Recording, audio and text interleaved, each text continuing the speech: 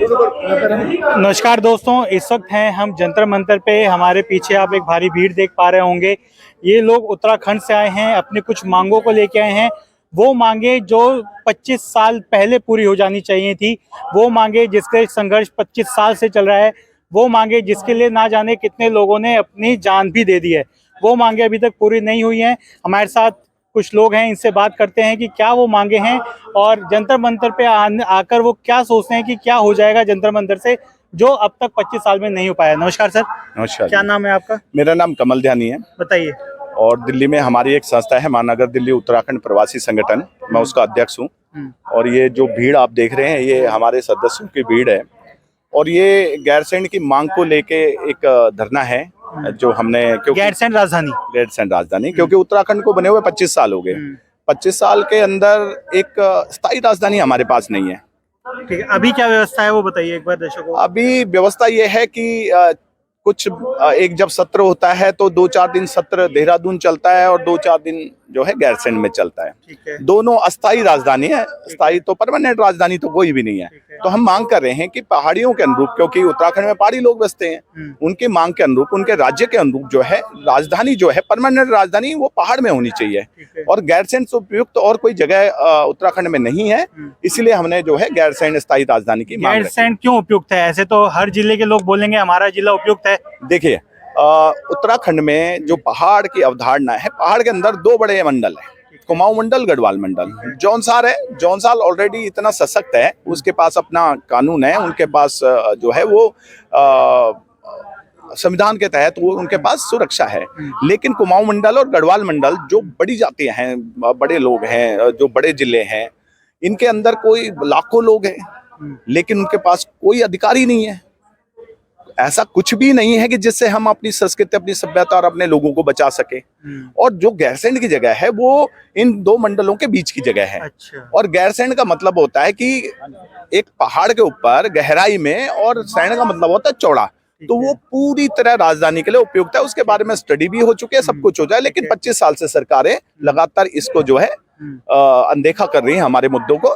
तो इस बार हमने सोचा है कि इस आंदोलन के जरिए हम गैरसैंण की राजधानी को घोषित करवा कर रहेंगे और ये आज आगाज हुआ है और ये आगे आंदोलन चलता रहेगा। समर्थन मिल रहा है आपको लोगों का? बहुत भारी समर्थन मिल रहा है। गैरसैंण का मुद्दा कोई ऐसा कोई अनजाना मुद्दा नहीं है। गैरसैंण का मुद्दा बहुत संवेदनशील मुद्दा है, भावनात्मक मुद्दा है उत्तराखंडियों के लिए, पहाड़ियों के लिए। तो ऐसा कोई नहीं है। अगर आप किसी भी उत्तराखंडी को पूछें, किसी को भी पूछ लीजिए, चाहे वो देहरादून में उसके अरबों खरबों रुपए का व्यापार हो, लेकिन अगर आप उसे पूछेंगे राजधानी कहाँ चाहिए, वो बोलेगा गैरसैंण चाहिए। तो ये मुद्दा कोई आज का मुद्दा नहीं है, 1960 से चला आ रहा मुद्दा है जी। राजधानी का काम होता है प्रदेश के लिए कानून बनाना और सारी जो गतिविधियां हैं उनको एक तरह से सुचारू रूप से चलाना। तो क्या अभी जो व्यवस्था है उसमें ये काम नहीं हो पा रहे हैं, या गैरसैंण की राजधानी को लेके कोई और एंगल भी है कि उसे राजधानी के रूप में माना जा रहा है? नहीं, देखिए, राजधानी का मतलब होता है कि जहाँ पे पूरा शासन प्रशासन जमा होता है, जो नीतियां बनाते हैं वो लोग राजधानी में बैठते हैं। ठीक है। अब देहरादून में बैठते हैं, देहरादून के आसपास जो है सारा का सारा जो है तराई वाला इलाका है, सारा संसाधन वहाँ है। पहाड़ों में तो संसाधन ही नहीं जा रहा। तो अगर राजधानी गैरसैंण बनेगी और अगर शासन प्रशासन वहां रहेगा तो संसाधन वहां जाएगा, संसाधन जाएगा तो पहाड़ का विकास होगा, पहाड़ियों का विकास होगा। अभी तो सारा का सारा जो है विस्थापित है। अभी सारा पलायन लगभग आप ये देखिए ना कि कितने गांव, 3000 गांव उजड़ गए, खेती बंजर पड़ी है, जंगली जानवर पहाड़ियों को मार कर खा रहे हैं, पूरा पहाड़ व्यवस्था का शिकार है, शराब ड्रग्स पहाड़ों में चलन शुरू हो गया है, पहाड़ी अस्त व्यस्त है। हमारे युवा छोटी छोटी नौकरी करते भिन्न भिन्न शहरों में भटक रहे हैं। कैसे? अगर राजधानी गैरसैंण में बनेगी तो युवाओं को रोजगार मिलेगा, रोजगार के अवसर पनपेंगे, विकास होगा। विकास के नाम पे तो अभी सड़क और डैम ही बन रहे हैं, इसके अलावा तो हमने कुछ देखा नहीं है। और बाकी व्यवस्थाएं, शिक्षा की व्यवस्था, स्वास्थ्य की व्यवस्था कैसी है राज्य में? देखिए, अब पूछे ना, मैं आपको ये कह रहा हूँ कि पलायन हो रहा है। पलायन क्यों हो रहा है? ना वहाँ स्वास्थ्य है, ना वहाँ शिक्षा है, ना वहाँ रोजगार है। जो तीनों मूलभूत सुविधाएं हैं, जो सुविधाएं चाहिए होती है किसी भी राज्य के लिए, वो तीनों नहीं है वहाँ पे, तो पलायन होना ही होना है।